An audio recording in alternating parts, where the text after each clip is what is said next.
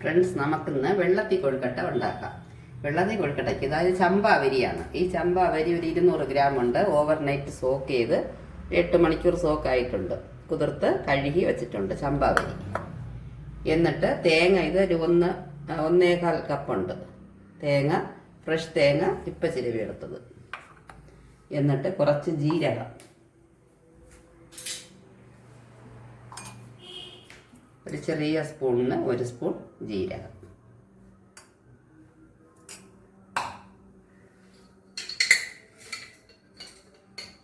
ഉപ്പ് ഒരു 1/4 സ്പൂൺ, ചെറുതായിട്ടിടാം, ഓരെങ്കിൽ പിന്നീട് അരച്ചിട്ടിട്ടോളാം.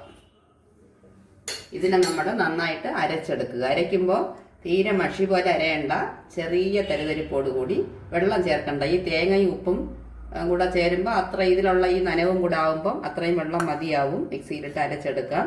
ഇല്ല, വെള്ളം പോരാൻ തോന്നിയാൽ ചെറുതായിട്ട് ഒന്ന് തളിച്ച് അരച്ചിട്ട് കാണാം. ഇങ്ങനെ ഈ പരുവത്തിൽ അരച്ചെടുക്കണം. അത് അരയ്ക്കുമ്പോഴും ഒരു കാര്യം ശ്രദ്ധിക്കണം. നമ്മൾ പകുതി അരഞ്ഞിട്ട് തേങ്ങയും ജീരകവും ഇട്ടാൽ മതി. അപ്പം ജീരകം ചെറുതായിട്ട് നമുക്ക് കൊഴുക്കട്ടയിൽ കടിക്കുമ്പോൾ അതൊരു ടേസ്റ്റാണ്.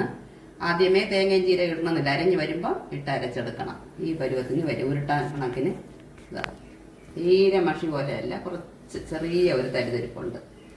എന്നിട്ട് ഇങ്ങനെ ഉരുട്ടി കൊഴുക്കട്ട നമ്മുടെ എങ്ങനെ നമുക്ക് ഏത് ആകൃതിയിൽ ഇഷ്ടമോ അങ്ങനെ ഉരുട്ടിക്കോളാം.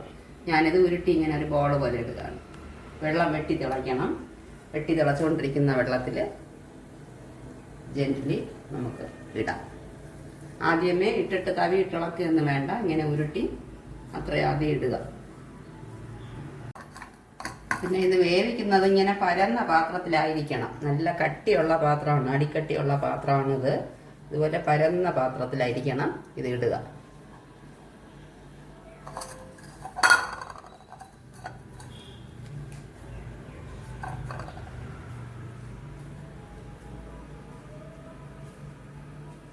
എന്നിട്ട് ആദ്യം തവിയിട്ട് ഇളക്കണ്ട. ഇനി നമുക്ക് ഒരു മീഡിയം ഫ്ലെയിമിൽ വെച്ച് ഒരു 1/2 മണിക്കൂറോളം വേകണം. ഇത് ചമ്പാവരി ആയതുകൊണ്ട് ഡബിൾ ബോയിൽഡ് റൈസ് അല്ലേ, അതുകൊണ്ട് നന്നായിട്ട് വേകണം.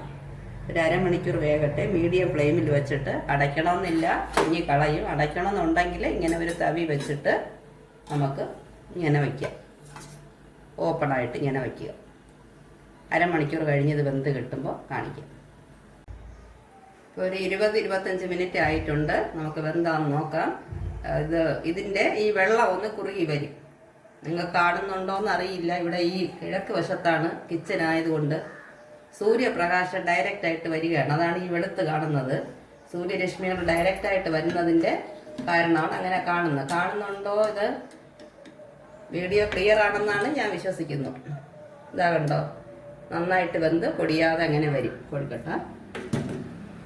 കൊഴുക്കട്ടയിൽ കറക്റ്റാണ് ഉപ്പ്. എന്നാൽ ഈ വെള്ളം കുടിക്കുമ്പോൾ നമുക്ക് ചെറുതായിട്ട് ഉപ്പ് കുറവ് പോലെ തോന്നുകയാണെങ്കിൽ 1 ഡ്രോപ്പ് ഉപ്പ് വെള്ളം ഒഴിച്ചിട്ട് അല്ലെങ്കിൽ ഉപ്പ് ചെറുതായിട്ട് ചേർത്തിട്ട് കൊഴുക്കട്ട വെള്ളം കുടിക്കണം. അതാണ് ടേസ്റ്റ്. കൊഴുക്കട്ടയ്ക്ക് കറക്റ്റായിരിക്കും ഇട്ടിരുന്ന ഉപ്പ്. കണ്ടോ, നമ്മുടെ കൊഴുക്കട്ട റെഡി ആയിട്ടുണ്ട്. എല്ലാവരും ഉണ്ടാക്കി നോക്കണം. Video please share and subscribe. Okay friends.